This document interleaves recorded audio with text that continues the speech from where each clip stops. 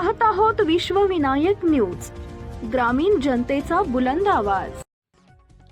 देशभरात खळबळ उडवणाऱ्या नीट 2026 पेपरफुटी प्रकरणात सीबीआयने मोठी कारवाई करत लातूरमधील बालरोग तज्ज्ञ डॉक्टर मनोज शिरुरे यांना अटक केली आहे। स्वतःच्या मुलाला परीक्षेत फायदा मिळवून देण्यासाठी त्यांनी आरोपी शिवराज मोटेगावकरून प्रश्नपत्रिका खरेदी केल्याचा गंभीर आरोप तपास यंत्रणांनी केलाय।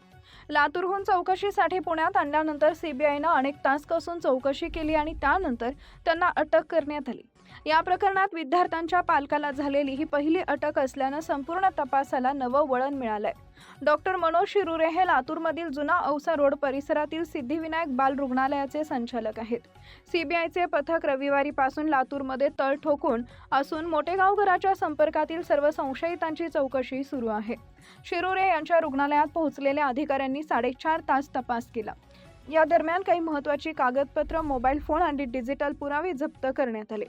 प्राथमिक तपासात डॉक्टर शिरुरे यांचे शिवराज मोटेगावकर आणि पीव्ही कुलकर्णी यांच्याशी संबंध असल्याचं उघड झालंय।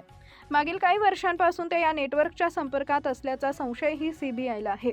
सीबीआयच्या तपासातून पेपरफुटीचा संपूर्ण कट अत्यंत नियोजनबद्ध पद्धतीने रचण्यात आल्याचं समोर आलंय। मोटेगावकरांना आपल्या क्लासमधील पीव्ही कुलकर्णी आणि मनीषा मांढरे यांना एनटीएच्या प्रश्नपत्रिका तयार करणाऱ्या पॅनलमध्ये सहभागी करून घेतल्याचा आरोप आहे। कुलकर्णी यांच्याकडे केमिस्ट्री तर मनीषा मांढरे यांच्याकडे बायोलॉजी विषयाची जबाबदारी होती। प्रश्नपत्रिका तयार करतानाच त्यांनी प्रश्न पाठ केले आणि नंतर ते हाताने लिहून मोटेगावकरांकडे पाठवले। त्यानंतर मोटेगावकरांना हे सर्व प्रश्न पीडीएफ स्वरूपात मोबाईलमध्ये साठवून ठेवले। मोटेगावकरांना परीक्षा झाल्यानंतर मोबाईलमधील सर्व माहिती डिलीट करून पुरावे नष्ट करण्याचा प्रयत्न केला होता। मात्र सीबीआयने तांत्रिक मदतीने तो डेटा पुन्हा मिळवला आणि संपूर्ण जाळं उघडकीस आले। अशाच ताज्या बातम्या पाहण्यासाठी विश्वविनायक न्यूजला लाईक करा, सबस्क्राईब करा आणि बेल आयकॉन प्रेस करा।